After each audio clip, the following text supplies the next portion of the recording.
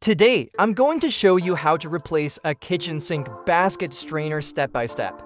We'll take a look at 3 different strainer styles, go over how each connects, and then I'll walk you through the removal and installation process under the sink.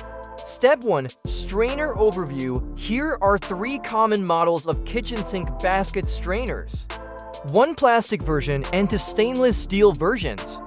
All 3 are made for a standard 3.5-inch sink opening and connect to a 1.5-inch tailpiece.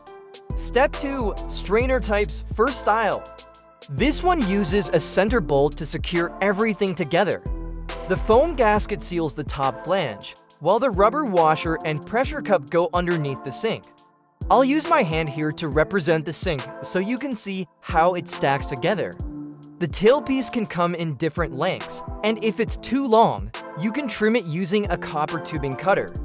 Don't forget the nylon gasket. It sits inside the tailpiece to prevent leaks. Second style. This one doesn't use a bolt. Instead, it tightens with a large lock nut. Underneath, it uses a thick rubber washer and a friction ring, usually plastic or cardboard. Up top, it's sealed with plumber's putty. Roll your putty into a rope about 1/2 inch thick and wrap it around the underside of the flange. Once you press it into the sink, the excess will squeeze out when tightened. Third style.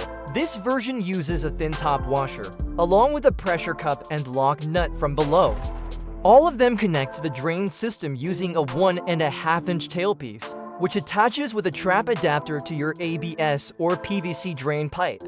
Step 3. Removing the old strainer. Alright, now let's replace the one in the sink. Start by disconnecting the drain under the sink. Place a towel and small bucket under the P-trap to catch any water. This setup has 2 trap adapters and 1 union P-trap that need to be loosened. Once the trap is off, plug the open drain with a plastic bag to block any sewer gas. Now remove the tailpiece using a pair of adjustable pliers. With that out of the way, loosen the strainer lock nut. If the whole assembly starts spinning, use needle nose pliers on the strainer from above to hold it steady. Step 4. Installing the new strainer. Before installing the new one, make sure the sink opening is clean and dry. I'll be using the plumber's putty version with the washer and friction ring underneath. You can use silicone instead, but plumber's putty makes future servicing a lot easier. Apply the putty around the flange and press it firmly into place from the top. Underneath, install the rubber washer, friction ring, and lock nut. Tighten everything with pliers, and again, use needle nose pliers on top if it spins. Wipe away any excess putty. It doesn't have to be perfect now. You can clean the rest once water's running. Step 5. Reconnecting the drain. Reinstall the tailpiece with the plastic washer in place. Then reconnect your drain in the reverse order of removal. Turn on the water and check for leaks at all connections. I like to fill the sink halfway and then drain it to make sure it's completely leak-free.